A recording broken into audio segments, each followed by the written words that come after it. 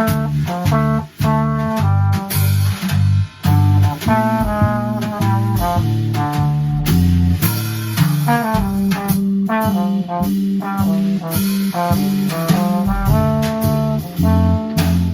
so I'm here with Eric Eagle, and he's going to be the guest at Vermillion First Thursday, in the first one in the new year, 2020, January 2nd, Thursday, January 2nd at Vermillion. And we're here to talk about what he's going to do and what he's up to. So on this show, you're going to be focusing on the music of Django Reinhardt. So tell me how this idea came about. I just, like yourself, probably have played, swing dance gigs around town, and I really enjoy that a lot. Fell in love with these recordings that are not Django at all. They're the Kansas City 6, which is the Count Basie rhythm section. Eddie Durham playing electric guitar. Supposedly, that's the first recording of the electric guitar. I'm pretty sure. So 1938. So that's kind of interesting. Yeah, and it's a magic recording session. It has this super. It's real kind of mellow, I guess, but in a very, grooving, swingy sort of way. And it's just beautiful. It's one of my favorite recordings out of all music, I guess. I was in France and I just decided, I had never checked out Django Reinhardt. I should start listening to him. And I ended up kind of listening to this batch of his stuff that was from not the period that people tend to get into, like the earlier, more gypsy stuff, but a little bit later, like in the 40s, when he was playing electric guitar, and he was more influenced by, he'd been to the US for the first time. He toured with Duke Ellington.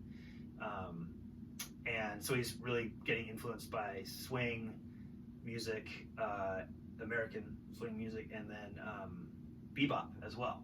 So it's so it sounds, I guess it sounds a little bit, he sounds like Django, but there's more of like a he's playing with drummers as opposed to just guitar players and a bass. So it's got a little different feel, and I got really into it. And somehow it all kind of, I just thought well, if I take the instrumentation of the Kansas City 6, although with just one guitar player, so a 5-piece, and kind of a lot of these Django and Stefan Grappelli songs would kind of lend themselves to that treatment. And it just got me, it was enough of a push for me to think, maybe I'll just start arranging some stuff. So that's a long story to just say that I ended up with about a batch of half Django songs, and then there's a lot of the Kansas City from that session. I think I ended up doing almost every song from that session, and then kind of other things from that same era, like late 30s, early 40s, just things that kind of float my boat and sort of fit with a certain vibe. Okay. So, yeah. So it sounds like Django tunes with a slightly different instrumentation, with a different and a slightly different feel, I guess. As well. Yeah. Cool. One of the main things I want to just have this band basically play for swing dances. It's really fun. I love the music for starters, but then the interaction with the audience. So it's a really appreciative audience. They love dancing, and they also love the music. So they, not only is it fun to have people dance to your songs and interacting in that way, but they also really appreciate the music. It's just, and there's always a lot of people at these dances. It's fun. It's always interesting playing dances. Well, okay, so if you're playing a gig that's not a dance, right? Yeah. You may get a little applause at the end, But at a swing dance, after every single song, it's like thunderous. It's like thunder. I mean, I think applause. I think a little bit of that really is surprising. It is. It's a little shocking at first. I think some of that comes from the scene, at least here in Seattle. They encourage that. They're like, don't forget that.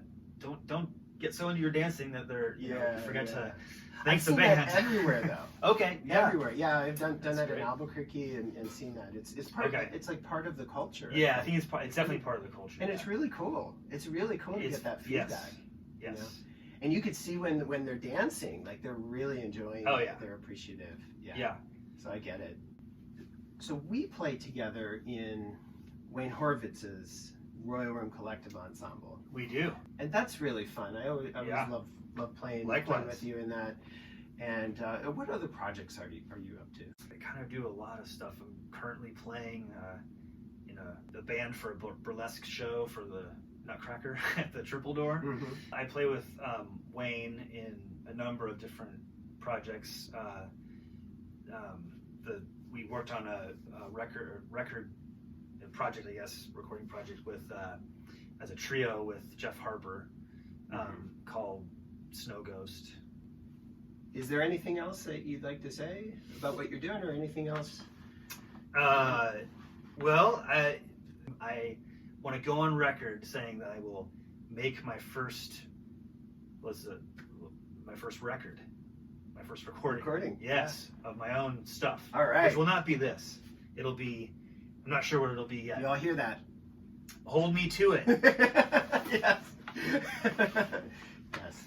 We'll love to hear that. So I'm excited for whatever that might be. Awesome. Well, once again, this is Eric Eagle.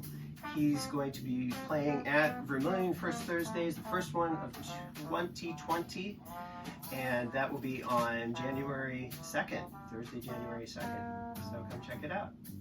Thanks for watching.